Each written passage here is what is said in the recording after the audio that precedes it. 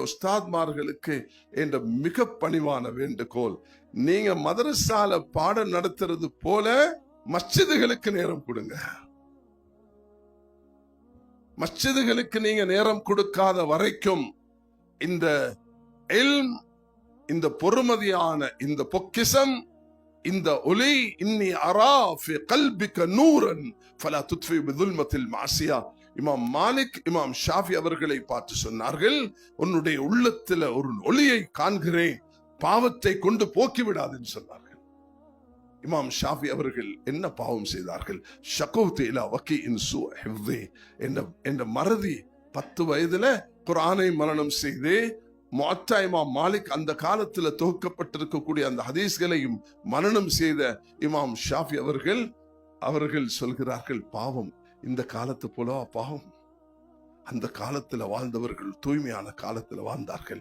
150 பிறந்து 204 மௌத்தாகின இமாம் ஷாஃபி ரஹ்மத்துல்லாஹி அலைஹி, முஹம்மது இத்ரீஸ் அஷ்ஷாஃபிஈ ரஹ்மத்துல்லாஹி அலைஹி அவர்களுடைய அந்த எகிப்தில் அவருடைய கபருக்கு போயிட்டு சலாம் சொல்லக்கூடிய நேரத்தில் அவர்களோட எங்களுக்கு இருக்கிற பாசம், அந்த உறவு அங்கு அது வெளியாகிறது. கண்ணியமானவர்களே, அவர்கள் உம்மத்துக்கு விட்டு சென்ற அர் ரிசாலா, கிதாபுல் ரிசாலா என்ற உசூலையும் ஹதீஸையும், அவர்கள் ஃபிக்ஹையும் முஸ்னது ஷாஃபிஈ மூலமாக ஹதீஸையும், அஹ்காமுல் குர்ஆன் மூலமாக தஃசீரையும் இமாம் ஷாஃபி ரஹ்மத்துல்லாஹி இந்த உம்மத்துக்கு விட்டு சென்றிருக்கிறார்கள். தன்னுடைய 54 வயதுல அல்லாஹ் தஆலா அவர்களுக்கு ஒரு அனாதையாக வாழ்ந்து அவர்களுடைய தாய் பராமரித்தார்கள். கஸ்ஸா இன்றைக்கு எரிந்து கொண்டிருக்கும் அந்த பூமி, அங்குதான் ஒரு சொல்லின்படி இமாம் ஷாஃபி ரஹ்மத்துல்லாஹி பிறந்தார்கள்.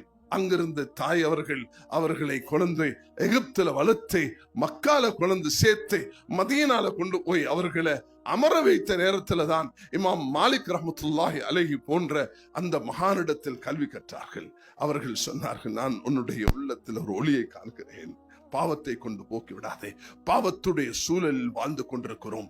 பயங்கரமான பாவங்கள் மனிதனை வாட்டிக் கொண்டிருக்கிறது. இந்த மொபைல்கள் அவைகள்லாம் மனிதன பாவத்தை தூண்டிக்கொண்டே இருக்கிறது.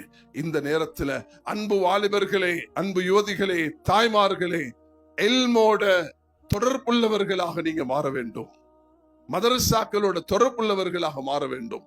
அதை கொண்டுதான் அல்லாஹு தஆலா உங்களுடைய எதிர்காலத்தை சிறப்பாக்கி வைப்பான். ஒவ்வொருவரும் தனக்கு தேவையான அறிவை, ரித்வானியாவுடைய உலமாக்களாக இருக்கலாம், இந்த பசறையில் இருக்கக்கூடிய உலமாக்களாக இருக்கலாம், அது பதில்ல இந்த ஊவா டிஸ்ட்ரிக்ட்ல இருக்கக்கூடிய இந்த உலமாக்களாக இருக்கலாம், எல்லாரும் மஸ்ஜிதுக்கு நேரம் கொடுக்கணும். தன்னுடைய தொழில், தன்னுடைய வியாபாரம், தன்னுடைய மதரசா, தன்னுடைய மக்தப், தன்னுடைய அந்த உஸ்தாத் உடைய அந்த பகுதிகளை நிறைவேற்றி கொண்டே மஸ்ஜிதுக்கு நேரம் கொடுக்கும் பொழுதுதான் பொதுமக்கள், வாலிபர்கள், சிறார்கள், பெரியவர்கள் எல்லோரும் எங்களை வந்து நாடுவார்கள். அவர்களுக்கு நாம் இதை நாங்கள் செய்யக்கூடியதாக இருக்கும் பொழுது அல்லாஹ் அதில் ஒரு பெரிய பிரகாசத்தை ஏற்படுத்துகிறான். எல்லாரும் இதை செய்வோமா? இன்ஷா அல்லாஹ் தஆலா.